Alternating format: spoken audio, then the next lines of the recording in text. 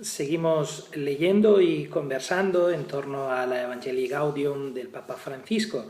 Hoy vamos a leer los números 25 al 33, que corresponden dentro del primer capítulo a la primera parte de la sección 2, que la titula Pastoral en Conversión.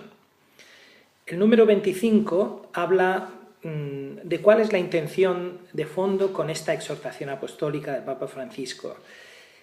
Tiene claro que tiene un sentido programático y que tiene consecuencias importantes, o al menos es lo que él desearía que tuviera, consecuencias importantes, porque no se pueden dejar las cosas como están.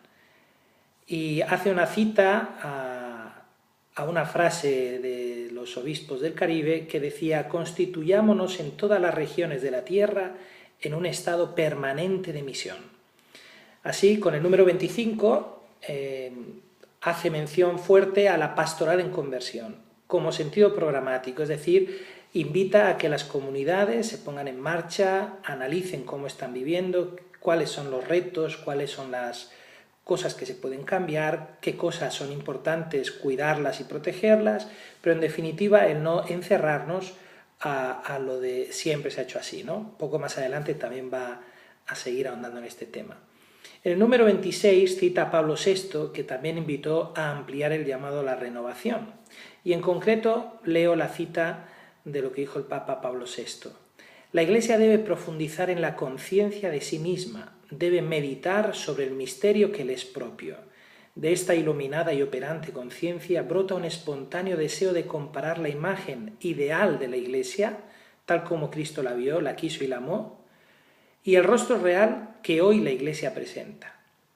Brota, por lo tanto, un anhelo generoso y casi impaciente de renovación, es decir, de enmienda de los defectos que denuncia y refleja la conciencia a modo de examen interior frente al espejo del modelo que Cristo nos dejó de sí.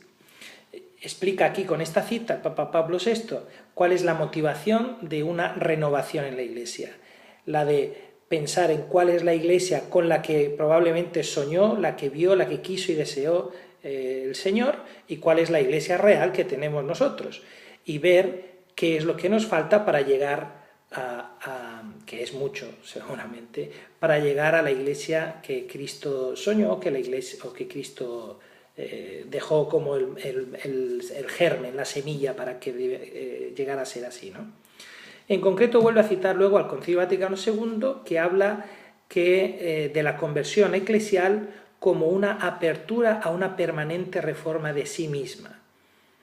Ya está hablando de algo que es muy, muy positivo, ¿no?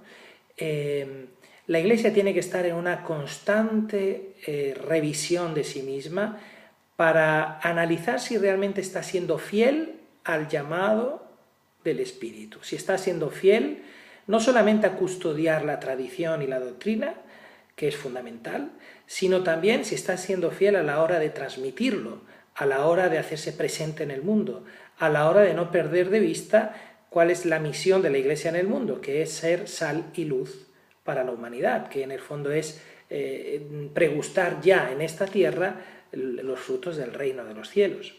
Por eso dice que hay estructuras eclesiales que pueden llegar a condicionar un dinamismo evangelizador. Dice, igualmente las buenas estructuras sirven cuando hay una vida que las anima, las sostiene y las juzga.